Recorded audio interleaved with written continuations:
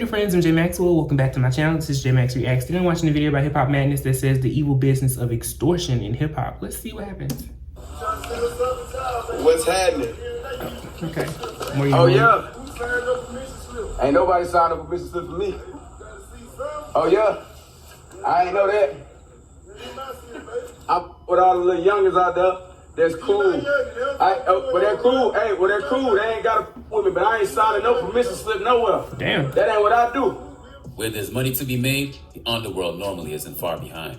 Whether they're laundering through seemingly legitimate businesses or rubbing shoulders with politicians to favor their causes, the world of organized crime is everywhere. And when you consider just how profitable hip-hop is, it's no surprise that the underlying element of gang violence shows itself in the lives of artists. Commonly referred to as the Black Hand, the roots of extortion crime groups can be traced back as far as 1750s Naples. In those days, the local mafia would send a letter to businesses threatening violence or property damage to get protection money from the owner. As the mafia made their way to America, extortion took hold in the inner cities, with Chicago, New York, and Philly experiencing regular shakedowns that scared anyone who didn't comply. Unsurprisingly, these mafia methods were taken on by other street organizations, and now extortion is as much a part of hip-hop than ever before.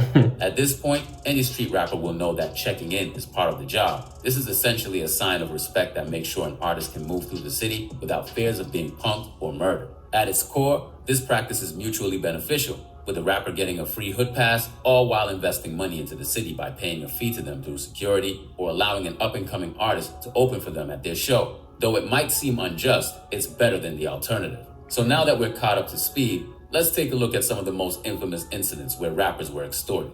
While he's a successful billionaire today, even Kanye West wasn't safe from extortion. During a trip to Philadelphia, Ye, who was regarded as more of a suburban rapper than a thug, had to call up the Broad Street bully, Beanie Siegel, to help him get out of a tough spot. He felt threatened. Nothing was going to happen to him. Not while I was there. They had chairs pulled up to his table where he was eating at with his friends, and they wasn't eating. It was real. They played the food was cold. It was just like a weight off. Like, hurry up, and when you come out of here, it's going down. So I got to ask Kanye, yo, do you know this guy right here? It was like, nah, Kanye had his jewelry tucked down and take your chain out. That was like a badge, that Rockefeller chain. It was the family. So taking from him at that time was like taking from me.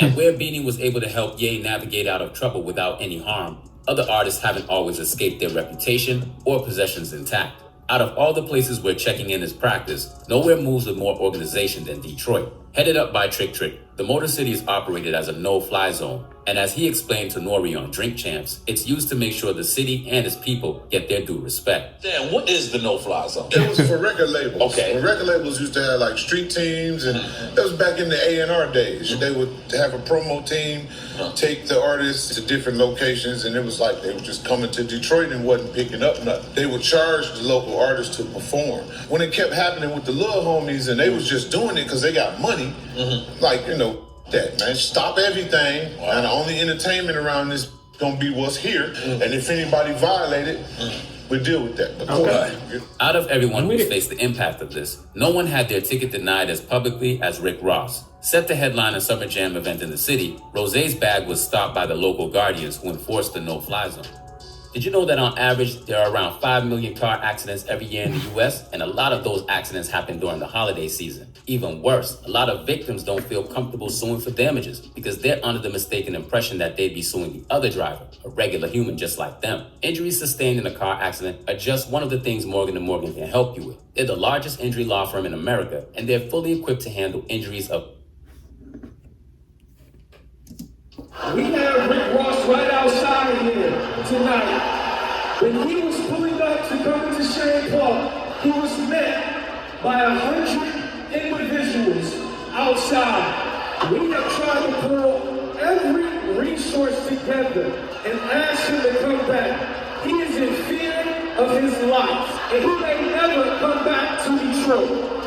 While Rosé's situation has lived on in infamy, he wasn't the only artist to fall in Trick Trick's territory. One notable example of a rapper being caught on camera snubbing extorters is DaBaby. During a video shoot for his single, 21, in East Atlanta, the North Carolina native was confronted by a local gang who set out to intimidate him for trespassing. Hey, if you wanted to come politic, you could have came in politics. He could have just came in politics. You know, that was real. Dude, I ain't no Pee-wee though. So it don't go like that. It gotta be respect. I would have got the utmost respect. Just don't do it like that. I don't answer questions. I don't stop permission slip. I don't do that thing. You could have came and chopped it. An incident where he dealt with this surprisingly well, the baby has since admitted that it could have went badly, but not necessarily for him. The guy was on their side. It worked out perfect for him. Everybody else was doing that, was there to do a job. They were scared. Where the baby responded with anger, others have said that extortion is not always something to stay away from, as it can make your life much easier. In Joe Budden's opinion, checking in was always a failsafe, with the rapper turned podcaster explaining that it's a necessary evil. This is how I explain it. State taxes. Checking in is state taxes. I don't live in LA, but I've done work in LA. And at the end of the year, LA sends a note to my house and tells me how much money I owe them. That's the government. The street people that are powerful enough to control movement in their town, i.e. Big U, Trick, whoever these names are. All y'all artists come to these cities and take, and make money all year long without giving back. So, to avoid the streets getting it from you how they want to get it from you, I'll fix all that. But there's a fee attached. That's how I view it. I didn't grow up with you. I don't know you. I don't know none of them. I don't really care about your well-being. But you gonna pay? All right, he's good for these 3 days that he's here. Yeah. Another artist who's made his peace with extortion is none other than Vanilla Ice. Grossing more revenue than most hip-hop artists see in their entire careers, Vanilla Ice was so successful that he unwillingly went on to fund one of the biggest labels in hip-hop history. Not exactly known for his tactful business operations, Suge Knight knew that when it was time to find funding to start up Death Row Records, who better to raise funds from than one of the industry's richest industry plants who was now living it up in LA.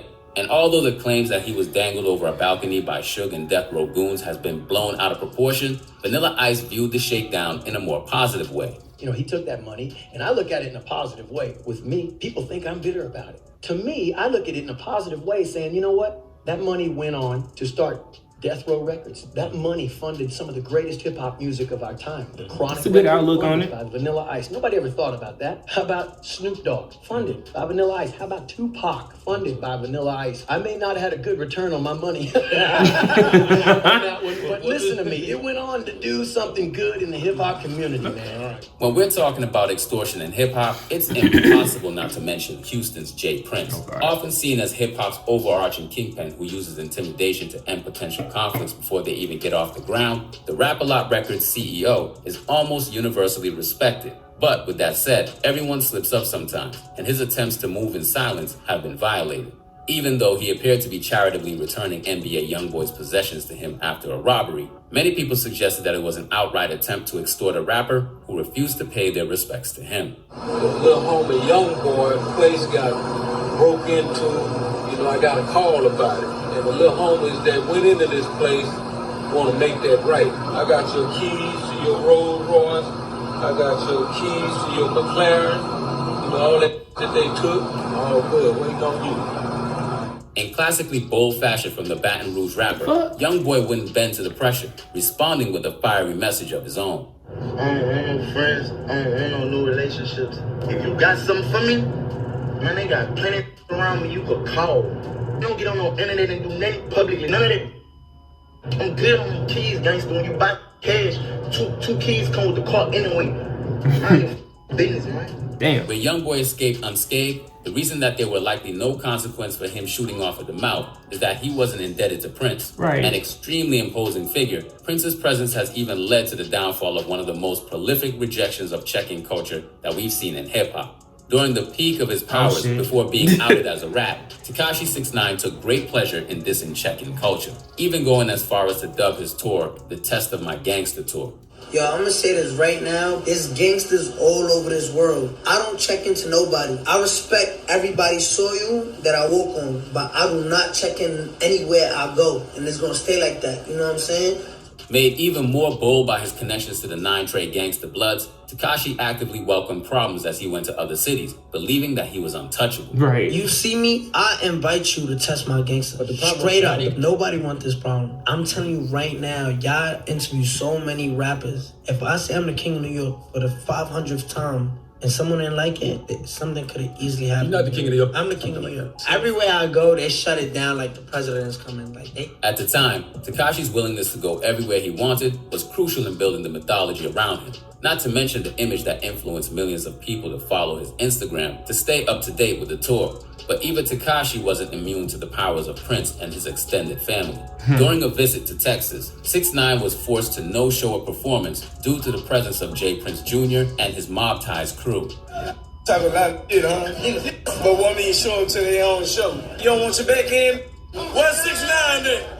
After the fact, J. Prince didn't necessarily endorse his son's actions, but implied that they were a direct response to the bold behavior that he's shown in other cities.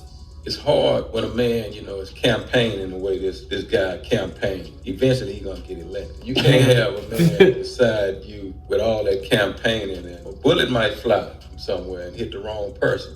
So you want to get an understanding with these kind of people before you allow them to sit in your car, stand beside you. I understood. Since getting out of jail, Tekashi has prevented similar problems by siding with a known extorter, Wack 100.